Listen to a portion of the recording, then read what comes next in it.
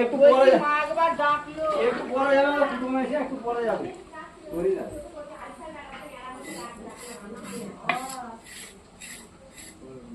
বৌমা কি রান্না করছে গো?